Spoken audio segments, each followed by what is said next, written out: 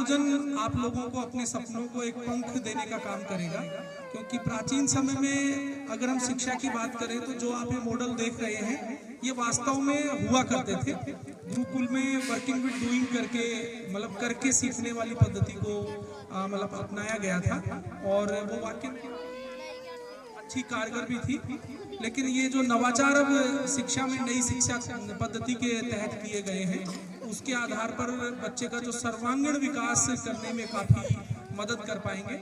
जैसे कुछ चार्ट में मैंने एक दो बच्चों से पूछा भी, तो जो भविष्य के जो सपने होते हैं वो बच्चा शुरुआत में जब विद्यालय में जब अध्ययनरत रहता है तभी से उसके कल्पनाओं के रूप में वो विकसित होने लग जाते हैं। लेकिन जब उसे एक मंच मिलता है और वो अपनी बात को रख पाता है तो निश्चित रूप से वो उसके बदौलत अपने पूरे जीवन को सर्वांगीण बना पाता है। मैं तो यही कहना चाहूँगा कि मैं जिस तरीके से आप लोगों को गाइड किया जाता है स्कूल में, सबसे पहले आप अपने मन की सुनना, और जो मन कहे कि मुझे इस दिशा में मेहनत करके और अपना कैरियर बनाना है, उसी दिशा में आप प्रयास करना।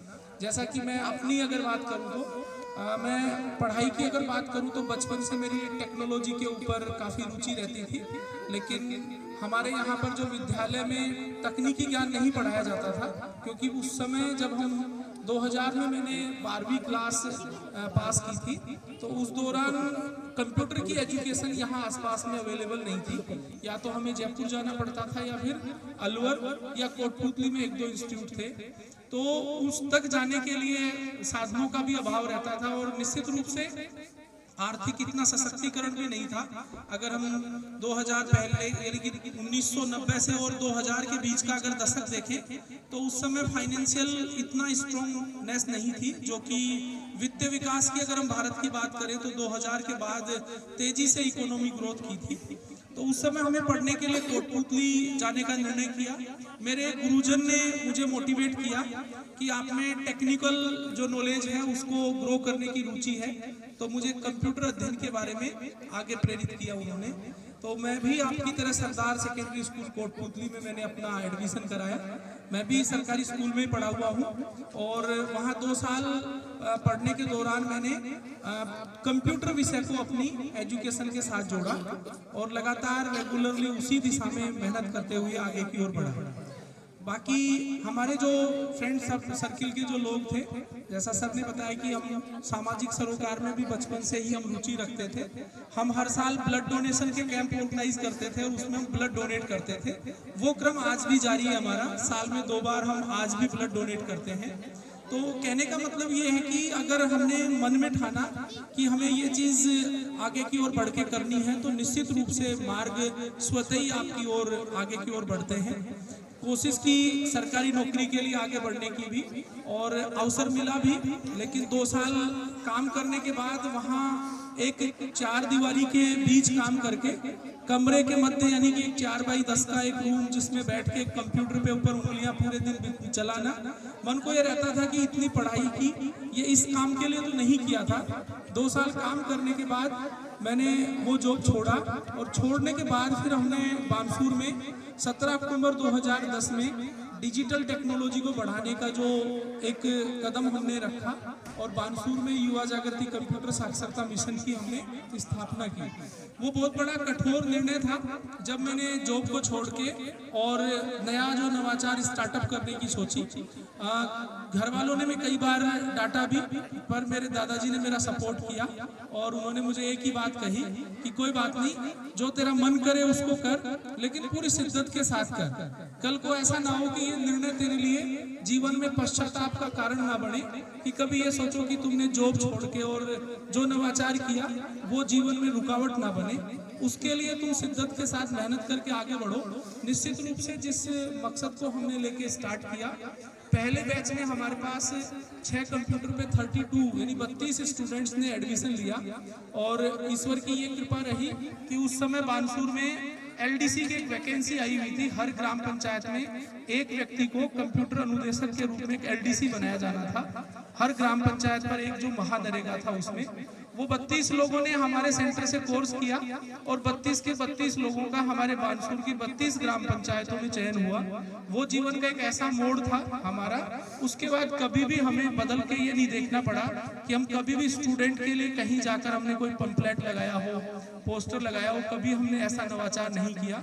और गर्मियों में जब कंप्यूटर एजुकेशन के लिए बच्चों की पढ़ने की बात आती है तो हमारे बैच हमेशा फुल रहते हैं, लेकिन वो एक लगातार शिद्दत के साथ की गई मेहनत थी। धीरे धीरे हमने और आगे प्रयास किया, नए नए जो नवाचार थे उनको बानसूर में इम्प्लीमेंट किया।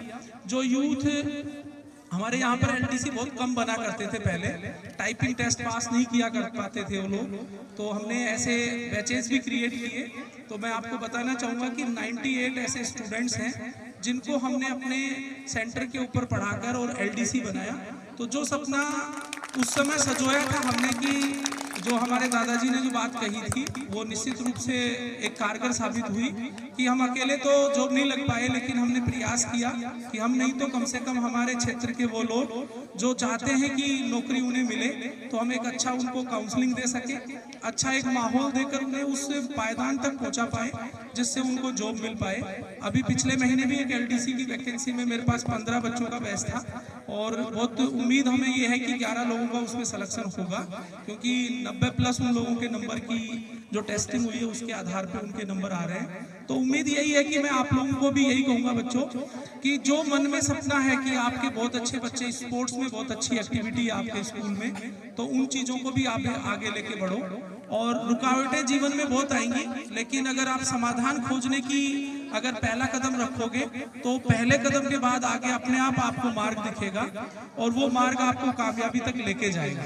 और विशेषकर जो हमारी 10वीं तक की पढ़ाई है उसका बहुत बड़ा रोल रहता है आगे हमारे जीवन में, अगर विशेषकर हम नौकरी की बात करें तो। इसलिए मैं तो यही कहूंगा कि आप लोगों को अच्छे से मेहनत करो, अपने लक्ष्य को अभी से निर्धारित करो, और जहां आप रात को सोते समय नजर जाती हो सामने दीवार के ऊपर, या उठते ही जहां आपकी पहली बार नजर आपके कमरे में जाती हो, वहां अपने एक पन्ने के ऊपर अपने गोल को जरूर लिखो। और दिन में जब भी आपको लगे कि आप में अपना जो हौसला डाउन जा रहा है तो उस लाइन को हमेशा याद करो जो आपको मोटिवेट करे अपने उस लक्ष्य तक पहुंचाने के लिए। इसलिए लक्ष्य अभी से बनाओ, अभी से बनाओगे तो वो लक्ष्य आपके लिए पाना बहुत आसान बन जाएगा। और जो विवेकानंद जी ने कहा है कि उठो जागो रुको मत, और तब तक मेहनत करो जब तक आपको अपना लक्ष्य ना मिल जाए। इसलिए सतत तरीके से निरंतर मेहनत करोगे तो निश्चित रूप से आप लोगों को कामयाबी मिलेगी। मुझे याद किया विद्यालय प्रांगण ने, तो मैं उसके लिए धन्यवाद दूंगा। और आप बच्चों को कभी भी अगर किसी मोटिवेशन की या कहीं आपको काउंसलिंग की आवश्यकता पड़े, या टेक्नोलॉजी में अगर आप कंप्यूटर क्षेत्र में अगर आप अपना कैरियर बनाना चाहो तो बेशक कभी भी आप लोग हमारे प्रांगण में आ सकते हो। विद्यालय प्रांगण में अगर जरूरत पड़े तो यहाँ भी हम आके आपको मोटिवेट करेंगे। बच्चे के सर्वांगीण विकास के लिए जरूरी है कि खेल उसके साथ में जुड़े, और अगर पर्यावरण और एनवायरनमेंट एक इको फ्रेंडली बनता है तो स्वतः ही मन करता है स्कूल में घुसते ही कि हाँ हम एक विद्या के प्रांगण में आए हैं। तो मिलके एक अच्छी कोशिश करेंगे, बदलाव तभी होगा जब हम मिलके प्रयास करेंगे।